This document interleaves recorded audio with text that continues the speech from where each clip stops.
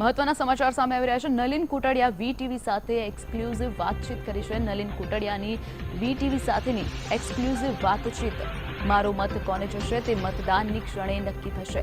નલિન કુટડિયાએ જણાવ્યું છે કે મારો મત કોને આપવો તે પાટીદાર સમાજ કહેશે તે નહીં થાય। મારો મત કોને જશે તે અંતિમ ક્ષણે નક્કી થશે। હું હજી પણ ભાજપની તરફેણમાં નથી।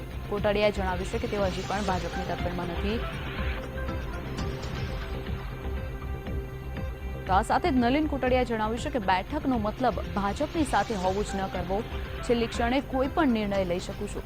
નલિન કુટડિયાએ જણાવ્યું છે કે હું ભાજપને જ વોટ આપું તેવું નિશ્ચિત નથી। અંતિમ ક્ષણે મારો નિર્ણય નક્કી થશે। કુટડિયાનું એક મહત્વનું નિવેદન સામે આવી રહ્યું છે।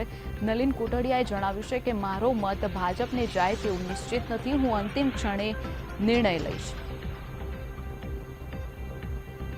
આ સાથે જ પાટીદાર સમાજ કહેશે તે રીતે મત આપીશ। નલિન કુટડિયાએ જણાવ્યું છે કે પાટીદાર કહેશે તે રીતે મત આપીશ અને હું હજી પણ ભારતની તરફેણમાં નથી। તો તેમનો મત ભાજપને આપશે કે કેમ?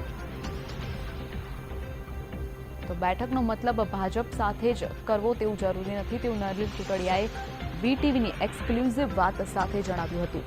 વીટીવીની વાત કરતા સાથે જ નલિન કુટડિયાએ જણાવ્યું હતું કે મારો મત ભાજપ માટે જ હોય તેવું ચોક્કસથી ન કહી શકાય તેવું નક્કી નથી। મારો મત અંતિમ ક્ષણે નક્કી થશે કે હું કોને આપીશ કોને નહીં। તો કહી શકાય કે જે રીતે આજે રાજ્યસભાની બેઠકમાં 3 બેઠક માટે 4 ઉમેદવારો છે અને તેમાં એક મતની ગણતરી પણ ખૂબ જ મહત્વની માની શકાય। ત્યારે નલિન કુટડિયાનું મહત્વનું નિવેદન સામે આવ્યું છે। નલિન કુટડિયાએ વીટીવીની એક્સક્લુઝિવ વાતમાં જણાવ્યું હતું કે હું ભાજપને જ વોટ આપું તેવું જરૂરી નથી।